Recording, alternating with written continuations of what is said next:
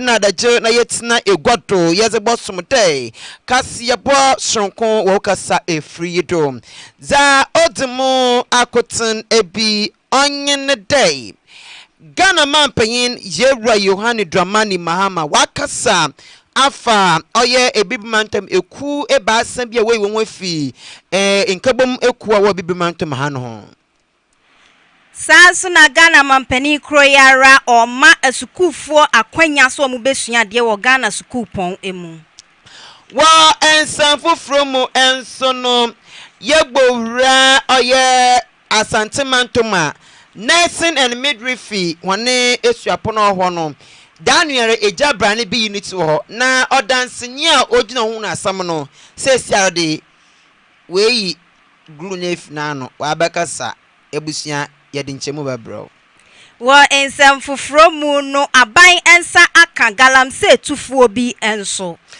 afenso yewura oye mita kando we kupo mu tamalo aye sabe we kupo mu no kupo mu na ebusua se yeshe wansem yasem krabakwa yedi munchemu yedi babro sa enso na enenu emframa jampantrudu bi abo afa asaman tamfo ama enipa bebre ena wonya baabi emfa wontiri ento yedi munchemu ebebrem ensam ne bi me kaimo ena ya boabo na yezebo somte ewiabe ebusia kase akan KASE3BO wawokasa efrido yezifi men studio do blogono upper class school junction as dan koma Center for Trade was yenkencho de a hotel vendors restaurants and pubs transport companies non-governmental organizations travel and tour companies real estate companies hospitals and pharmacies we now know eba ubo host to kama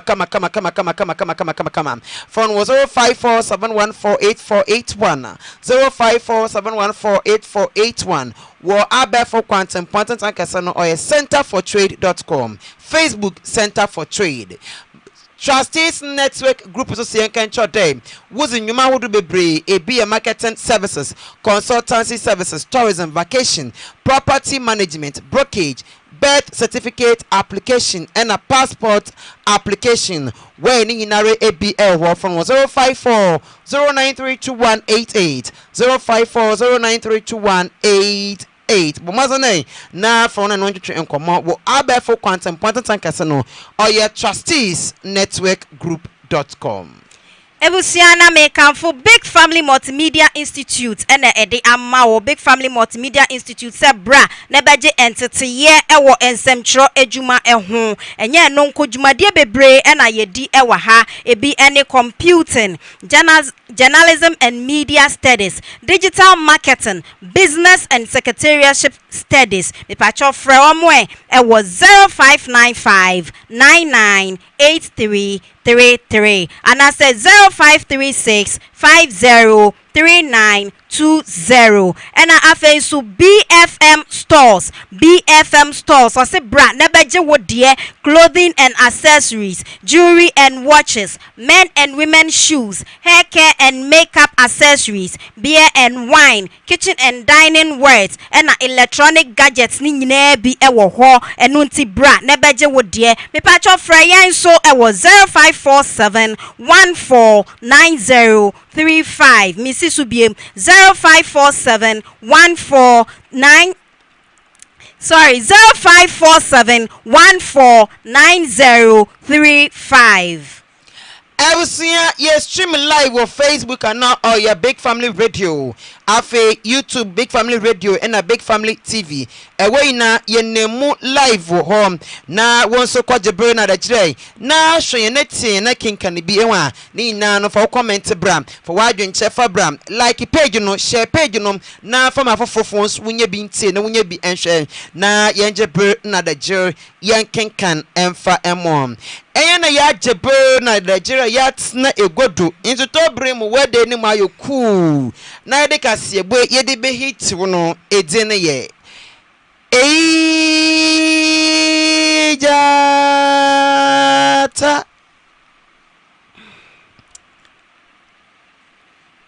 kobana do na for major attack of school time was porcupine mene Abrewa baya adepa Afe jebre na ensam no yemfa nemu inchemu emma. Ghana mampanyin yewra Yohani Dramani Mahama ono ena wekopemu ewo economic community of West African state oye atoye ebibi mantem nkebomuku na ewo no kopo edwumedi bia woridi ewo nkankrodwe mehiyada woye no wo Accra International Conference Center ni na dem ECOWAS wedi mfihye no eduenu 50 years ni na ende wapon etama wode nhya wo dubu akomodu bi dem dwumandi no na wo ena mampanyin yewra Yohani Dramani Mahama okasa no rochemu dem Mali, Burkina Faso, ena Niger, enwa no waatwo nwo efidame atoye ebibi mantom inkebom kuyi metre economic community of West Africa state ECOWAS no de me ekrowe basen waatwo ho efim ano no namdo emoma pay Mahama kasa no chem dem won waatwo efim ontwe ye ombwa na butenta namdo watwo ho efim na ne dem de me ekrowe basen samafu bakaya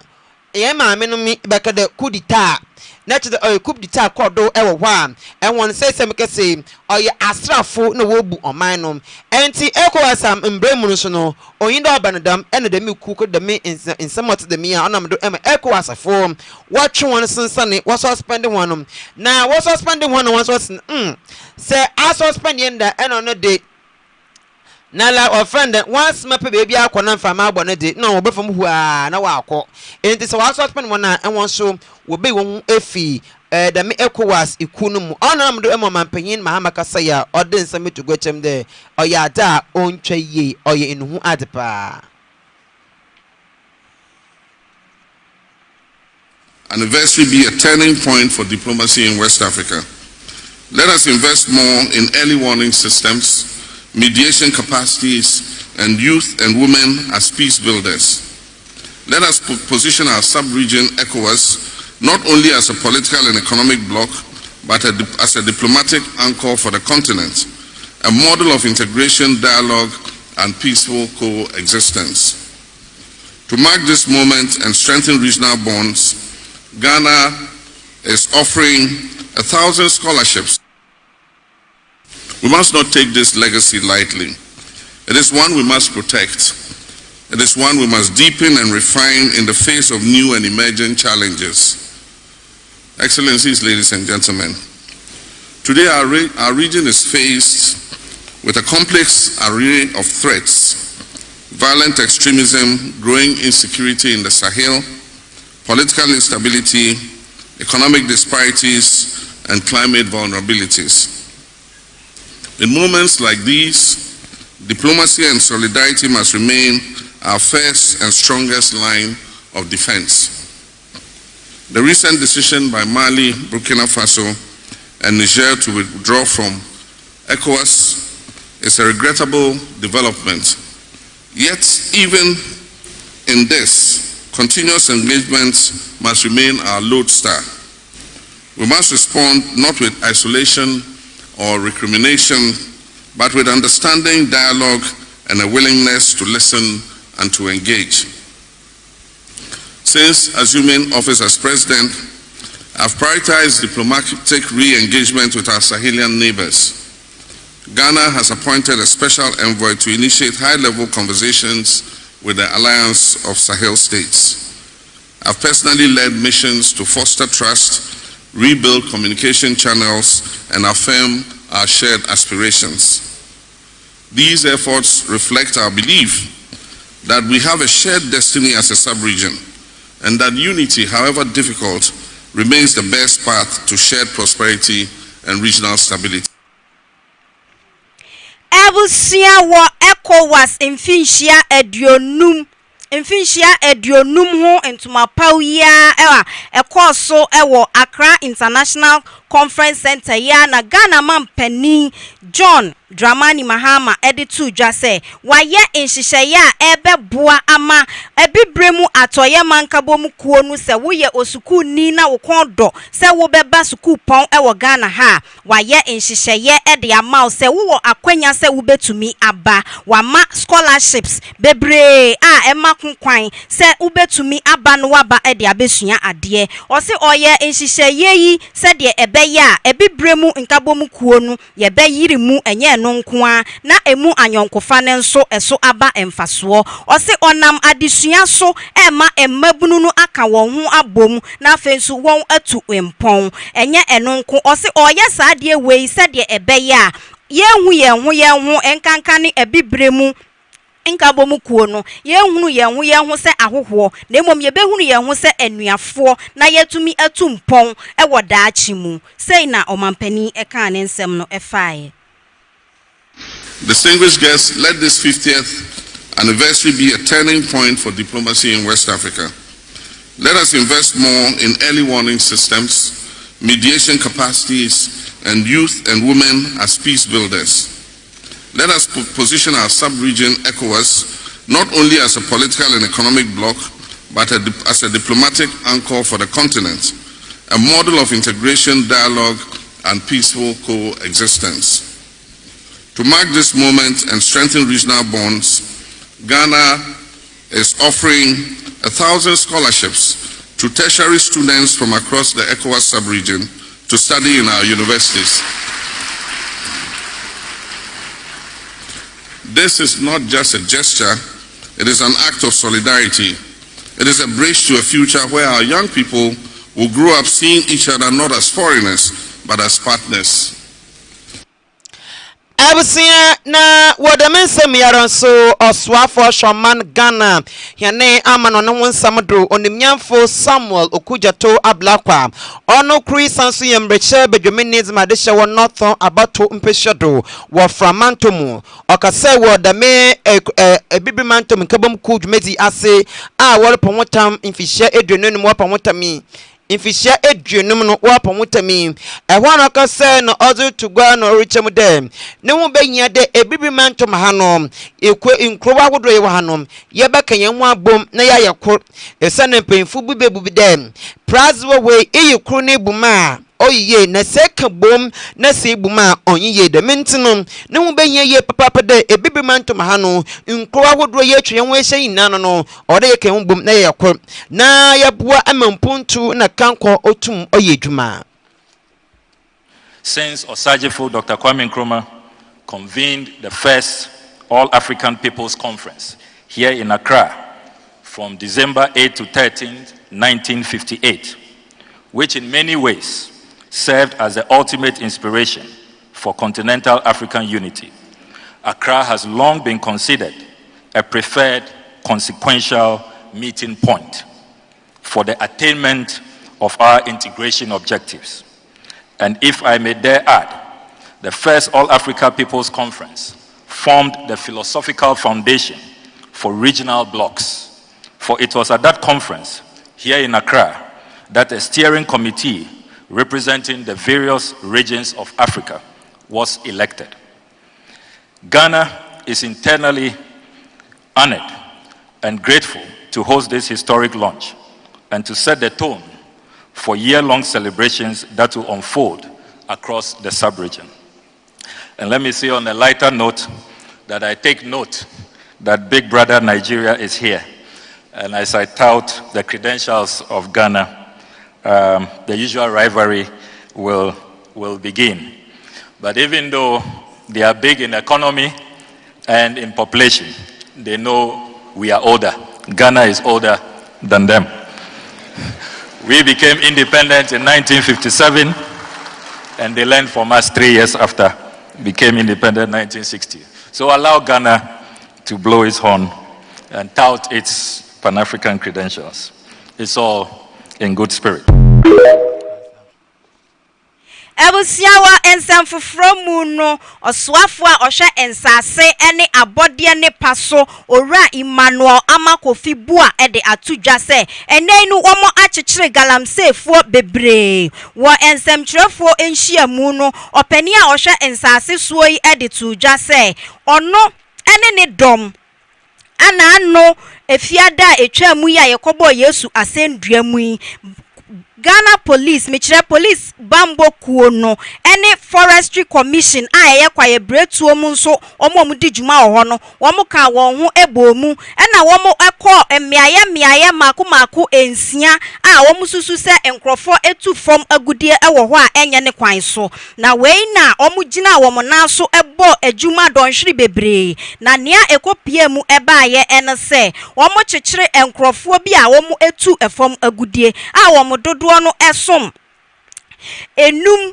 omododo no esom 51 na emu 8 eye Chinese fuo emu 39 eye Ghana fuo a omye emema emu 4 no eye emma na omochichire womo no omode womo nsanso eto womo niama bebre omo di dwuma ne so omo excavators omo etuo ene omo motorbikes ene omo cars na omo di omudi kodi sa adwuma ni nyina nso police foi de wonsa eto so na wei na yatwe won asetre de ede afri eye akonta mining site ho bia ya na omutu agudie no ede wo mo abepie mu ewo encrimantem ha sa bre no wo mo ewo police asoe ya ehwehwemu ekoso sei na opani ede ne nsem no etudwa wa protect ya na na yankwa na na bibia from my age you see bibia yempom di bibia wo forest no so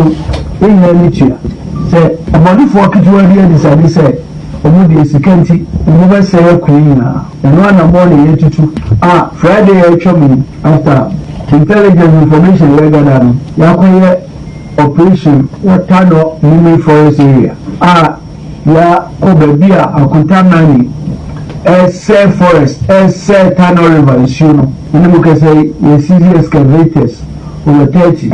Any two, la chinko for over 50. BNP, Chinese national, any other national. The Ghana 4 people. We are showing the Mwabaka. Now, the aircraft man said, South Korea Yashasi, Mukaya 2022. Akutamani Korea. Any bonny do my age, and you look at him do at you need a vehicle. So, would you say, Attorney General, the information in Yama, and then for Koreans in the IGP, in the team in the middle of Mercy, on one case, a general boy was IGA. So, IGA Ministry of Energy, new agencies into media, the new other agencies, the better Minister of Interior, other Minister of Defense. Now, wow, I'm going to boy or acquire na ye queen Ghana for you na yoko to be also na yan kan che yin yan ma omo peso mo yan man edwuma na se akwan papa wo ho prame yen cho ne mwa ukwan a ufa so ometwi aye man wo kwan so ense yesu ense yansase Abusua enti yewra oye Emmanuel Kofi Amaboa yemfri ne nsem na yemfa yenwenkyeremu ewo oswafa oshoman Ghana yene apomuzene wo nsamdo oniminyafo kwabena minta akanto danu yara okopemu ewo tamale aban ayaresabia wo etifedomantomu okopemu wo eyi no rokono wantwo nkratai ena wanfro bia da wanbo bia mane de mereba tedanke bia ewo ya refuma wa dey obi wona ro chempna nege fa mupondo refuma mbona mane de merebo wonya beba no webupo wodu pan we misude na fi bu na no girlfriend ne nyantokwa da me na adno ko kaye eyi no ye kobna minta aka no ko poem wonum etumu de payini poda yer sabia na no ye machine afed na samawe kani na nda abedinti ena be pay ba we wa mo na me de wade show ejuma wurale bedwuma esombo amane ansa na waba asem wo twon bible ne yemfa no atwon website book ne yemfa onto ne hwase na yero minta aka no kopom wono na che den onan sam traffic na wo chem den mebe me hu ze me bebre ase enyem bi to the ventilators emergency unit one and ventilators or emergency unit one was I say diagnostic machine was say sterilization I say oil sterilization equipment was say and oil MRI scans I hold on also no oh why gone na the ventilation machine yade and I'm do emma na what me yadam obi ana no won tona no won fa no kwa yesebe wonom ofom elhre no kwa yayam na abra yewra mita kan no ke bi sempenfu be wono won so wadan say oh aseme ke yete wase pa enyeso me ncha che ni ma yero mita kan no ma so me bundu egum wo ke bi amenti denti ene go to mit someone za masai Emma manful work for me Eshwan international cocoa pay. If there's an issue, your defense is that because we don't have it here, until we have it here, no, I mean nobody. It's not a defense. So don't put up that question. No, it's not a defense. Please. I'm also trying. Don't put up that question. Don't put up that question. I'm telling you something that you are insisting and resisting. Huh? Please. If we have to resolve the problem, we have to be honest. I'm saying that I've told you. Because I also stated that. Forgive me to come in here because Dr. Valentine, I think you are getting something wrong. No, because that's listen to me. You have said something that I find very offensive. And I'm a representative of the people. Why you don't understand why this is being blown out? And life has been lost. That's why it's blown up. No, can you imagine if it was related to you? Are not also if you have that mindset, you will get the impression wrong. You are not understanding it. It is not. I told you to keep quiet, and you are not keeping quiet. That's not how it works. I told you to keep quiet. Approach, and your mindset tells me that is perhaps why these problems have not been resolved. When you don't do that, I told you to keep quiet. You're giving me. I've tolerated your posture. You don't understand your manners. I've tolerated it. You think that isn't blown out? Story. I've ignored your manners and I've ignored your postures. But you seem to be. I mean, you're putting up some problems you have been going through. That's what I've made. Don't say that we shouldn't be blown. That's medical doctor. You see, okay. This is not the problem. We have to be honest and discuss the issues. That's why I'm also trying to come back. You see, we have to be sincere about the facts. Abiroba, they have to be sincere with the facts. On a bro, for no papa na Akan. And the juma wo company munasa didn't ya. One paying for na manie. Men di work men defend because I promoting the new ye pa. I promoting no ye pa. Na ventilation machine and you may be what as I say, working a defend. Don't defend yourself. Me am my pamo. Chief Justice Kwampa. Won't on your bonocramp was suspended an hour. Minisani. Papa. Abusua chaya ho akopie mu ewo asante mantemu a soafo a ohwe enuane ani kuaye so a osanso ye mrahye bedwamuni edema abetifi owura Brian echampon wakopie mu ewo asante mantemu edum edwa so na ode ensem bi atuja ne nsem nyina ne se owo opepa se ententem yara edum edwa no yebesi ede ama amanfo okowo mo ensrahwe ekohye won kran se eka enentia ose eka anentua na aka eto ono nso oye odwadini ti se omoa enti no atorian nchama eto wo mu owo ho atenka pa na oka ede kire wo se wamma ensapan okra ne nsama de ne nsemu sika esom 300,000 Ghana cedis ena ose ode ekoso ye nuanom yi asene na oka ede kire wo se opem so me kire asantehene otumfuo ose tutu a otoso mienu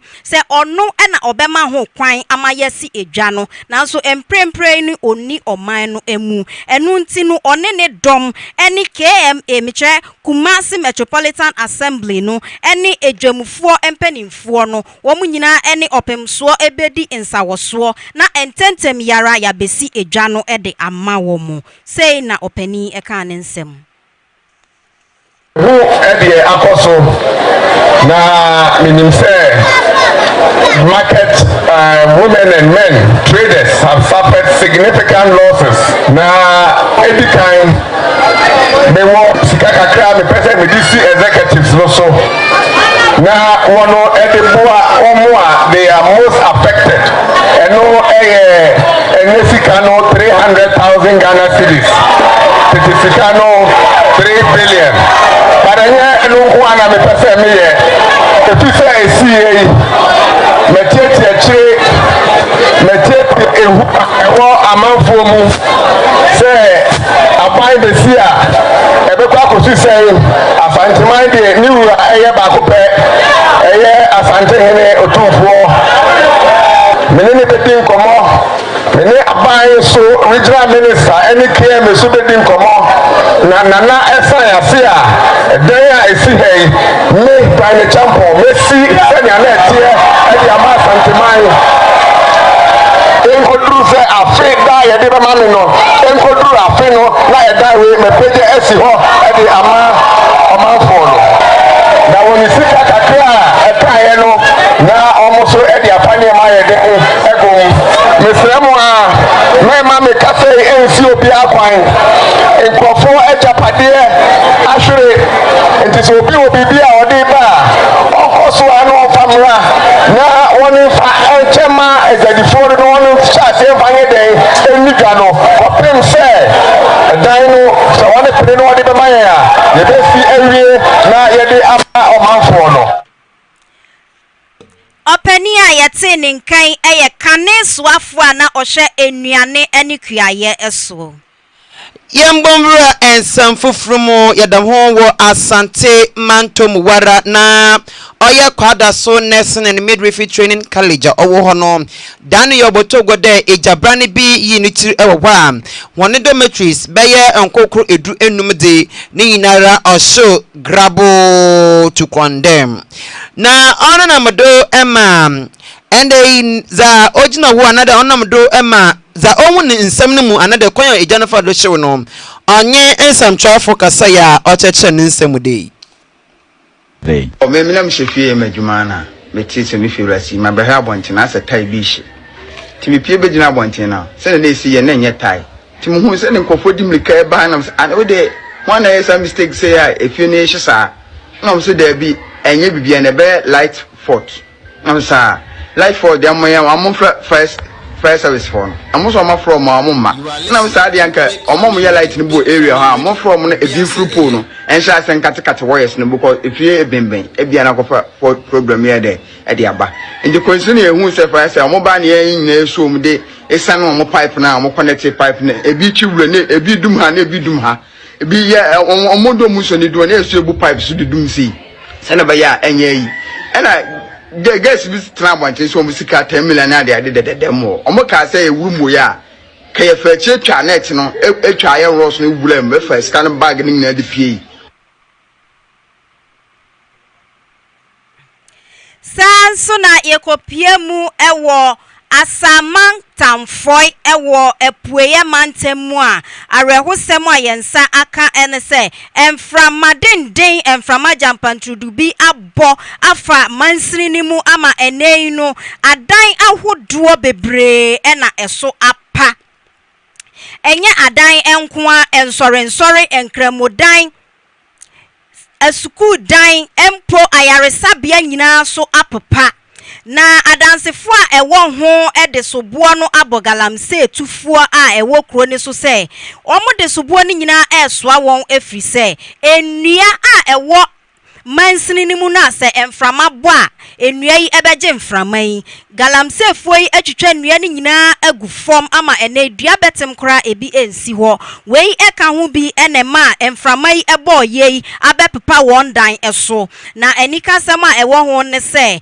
obi biara ni ho a ohwere ne nkwa na emomu no enyapade ahodo na asai ama biaye a omudi omuti beto kra ebi eni enu nti no omoto nsa afre aban no eni won a eka bia ewomu se womra won emoa sei na adansefo no ede tuja tamfoi enyukura ehwe etiwa east asen sabra meka sei ensopane ato manfama jampantrudu apo emepo ye asay ejapade papa adankra kwa beye ejasanan emeso pepaye na emu wochie indiana egusu ne enye tensen no ni nyina tu na akoku baabi a enye fedi akrokra sabe ameno kasei adesie beye ahedum 500 mofra penifo eskufo omunya dabre esan se nso no adwompone wabra UTV ye ko ho no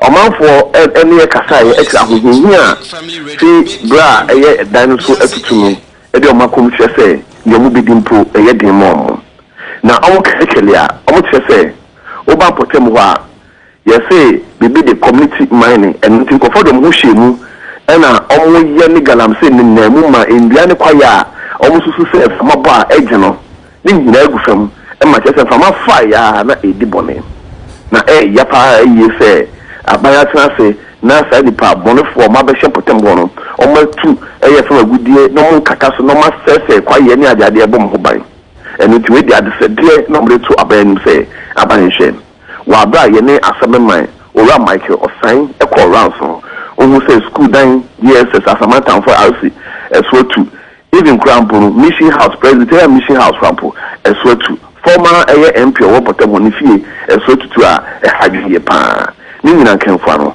omo se aban ene omo monsam obi se ehiomo adawoma womba na woma yom mo ani ombe shampoo eye de mo pa eno na yene eye kura o sabere ma kwamitia ebi kita no chese ye ko so potem no e hapa na no kwa de wa kan ma ogu ba bia obeka bi mo afa na o hwe nim se meditia wa mu no o be sha se bia ndia e wo honom na no so na no tu se abanhwe ana motu so tu fagaram se so na afa so ni manfo enya emwa e wo potem hono